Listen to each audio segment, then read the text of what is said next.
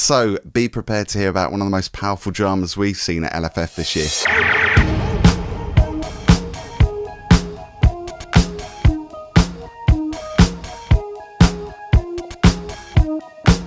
So hello, welcome back everybody. My name is Phil Marriott. This is Raj Rudolph. Got the finger right this time. I always get it that way.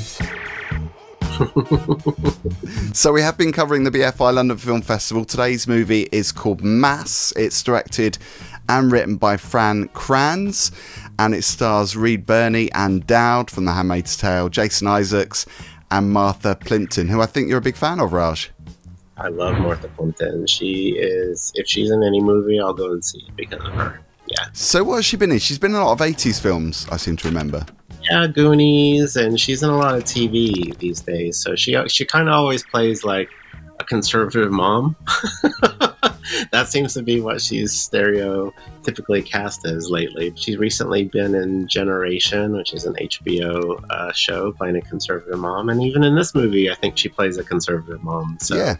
And then she's also played a conservative mom in The Real O'Neills, which was a short-lived TV. Yeah, she's not typecast at all, is she? Taking these roles as conservative mums. But anyway, this is Fran Kranz' feature directorial debut.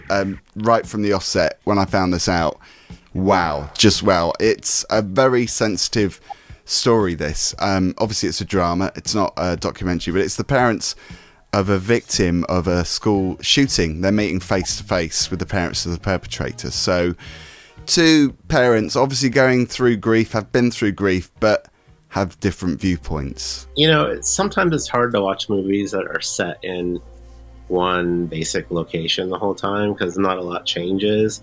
So you're really reliant on the script and the writing to bring that emotion and all those feelings through. And can I tell you, like, aside from the beginning of the film is a little awkward when they're sort of setting the stage for this meeting. But, I love that though. The beginning and the end. We'll talk about it later, but yeah, I love that. Yeah, it's intentionally awkward. But then, wow, the whole middle of the film where it's the two set of parents talking, just really hashing it out on what they were pissed about the incident, what they learned about the incident, what they learned about their children during the incident. They went through some trauma. I mean, yeah, the kids in the shooting went through some trauma, absolutely, but, you know, the loss of a child definitely will trigger some trauma for you. So it's basically a movie about two sets of parents just trying to work through their traumas with each other and see what they can learn from each other. Oh boy, like every situation you could possibly think of, they discuss. Yeah, it had me in tears by the end. Yeah, me too. I wasn't expecting it, but by the end of the movie, I'm like, geez, this has Oscar written all over it.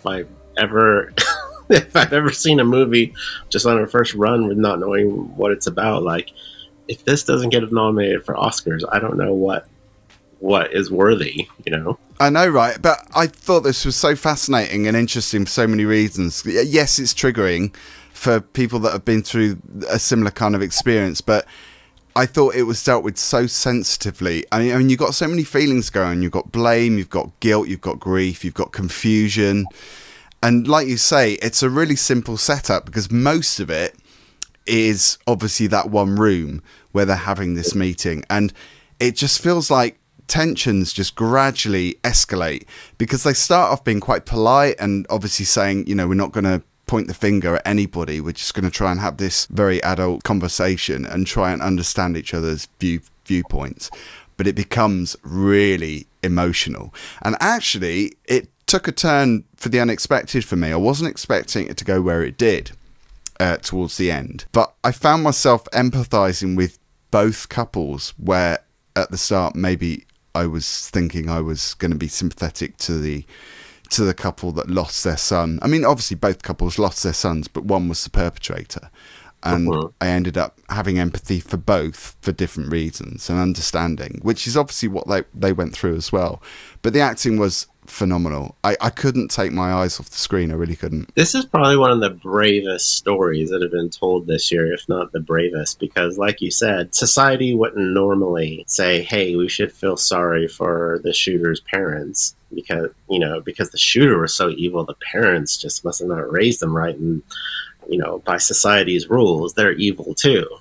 Well, the way that, they explained their position and how it was unexpected, and, they actually did a lot to try to raise their child right. But sometimes, 100% isn't enough. And in this case, I felt so much empathy for the perpetrator's parents that, their story was captivating. And bravo for the director for showing that point of view, because that's a point of view you don't see very often. You know what I really, really, really liked about this film too was all four characters were so different.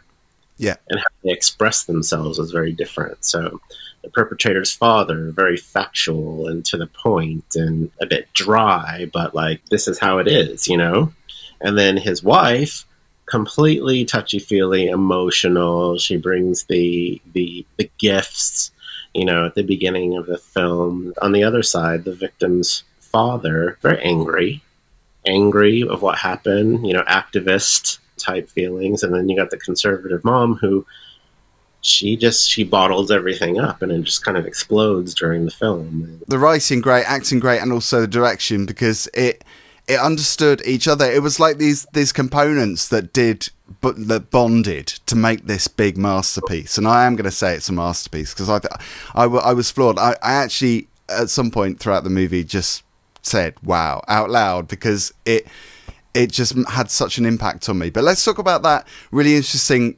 like beginning section of the film and the end of the section, the end of the film, because I thought that was strategically placed in a really powerful way, because it almost added lightness to the film, because you've got this centerpiece of this movie which is really powerful and really dark and really upsetting and really honest. You've got these honest conversations that are taking place, but it all happens at this church, this local church they meet up at.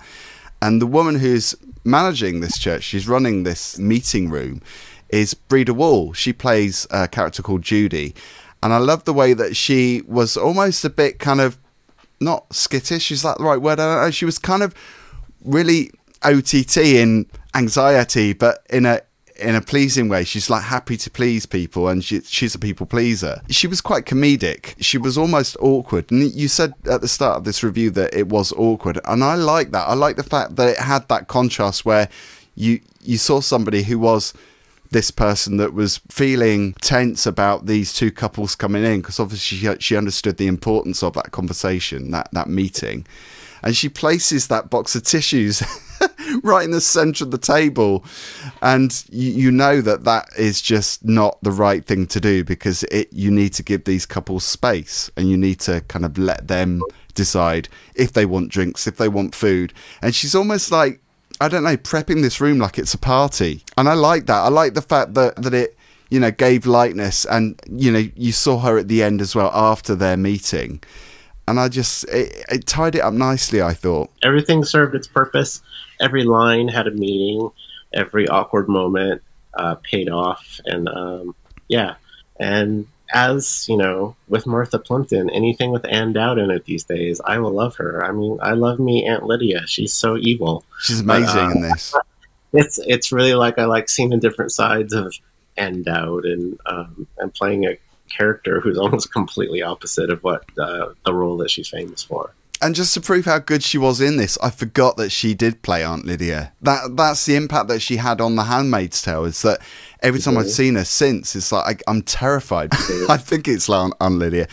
But with this film, it made me forget that role that she had. So I think that was really important. And also Jason Isaacs, I mean, all of the cast is brilliant, but he was phenomenal in this. I can't fault it. I think it's a really sensitive story that was brilliantly told. It was really compelling, and I'm going to go out there and say it was my favourite film at LFF this year. 5 stars. Me agreed. 5 stars. Yes. So well done to all involved. If you've seen it at LFF, let us know. Leave a comment down below. Don't forget to subscribe. We've got plenty more where this came from. And yeah, we'll see you on the next one. Thanks for watching.